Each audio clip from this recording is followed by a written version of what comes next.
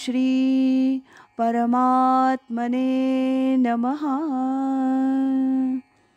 श्री गुरुपादुकाभ्यां नमः।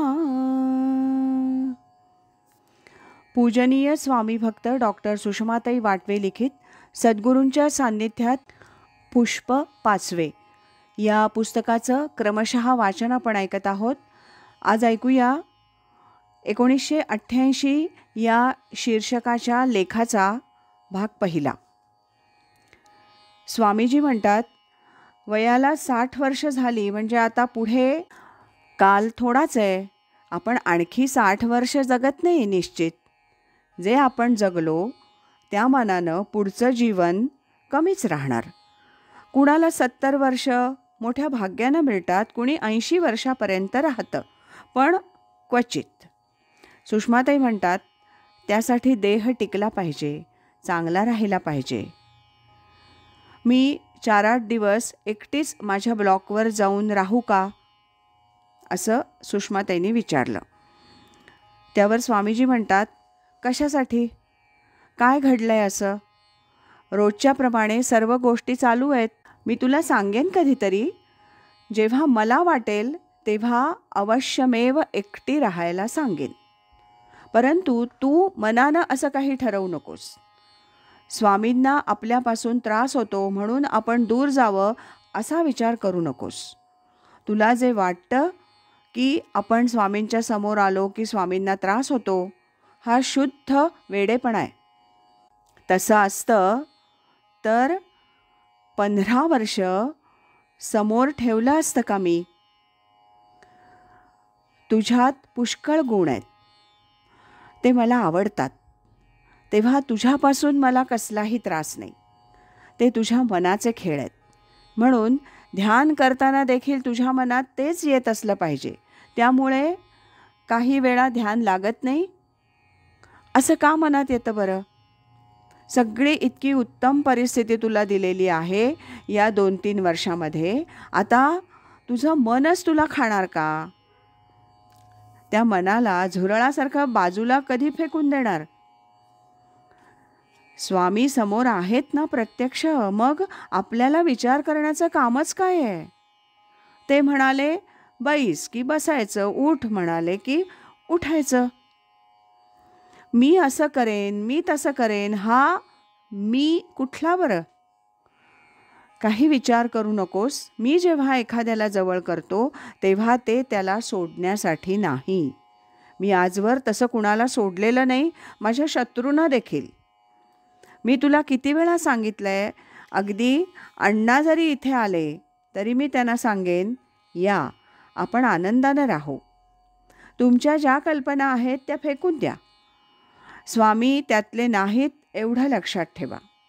स्वामी सगळ्यांना जवळ करतात। जे जे दुःखी आहेत त्यांना जवळ नाही करायचं तर त्यांनी करायचं काय? त्यासाठीच स्वामींचा जन्म आहे।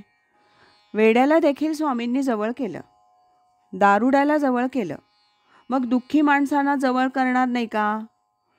माझं जीवन तरी कशासाठी आहे? याचसाठी ना।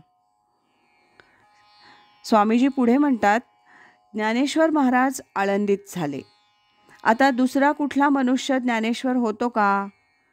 लोक ज्ञानेश्वरांकडेही जात होते, इकडेही वावरत होते, तसं करावं। सुषमाताई म्हणतात, थोडक्यात आपली सहनशक्ती वाढवली पाहिजे। स्वामीजी त्यावर म्हणतात, पुष्कळ वेळेला आपला अहंकार पण आड येतो। आपण चांगलं वाटलो की दुसरा हीन ठरतो। प्रत्येक व्यक्तीजवळ एखादा तरी गुण असतो, त्या गुणाकडेच लक्ष द्यावं, दोषांकडे अजिबात लक्ष द्यायचं नाही। विवेकानंदांची गोष्ट आहे, ते म्हणत, तू शिस्तीत वागणं एवढंच तुझं काम।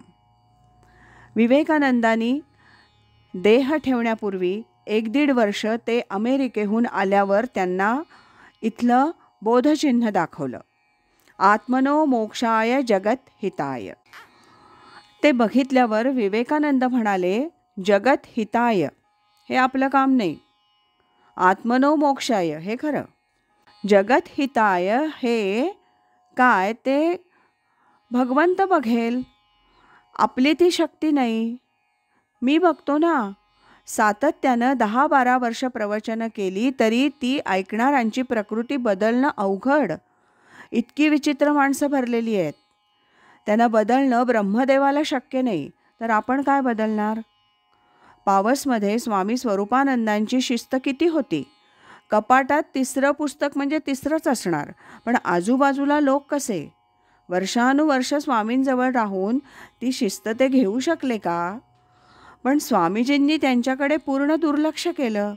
म्हणजे प्रकृती बदलायला 10-20 वर्षांची प्रवचनं उपयोगी पडत नाहीत.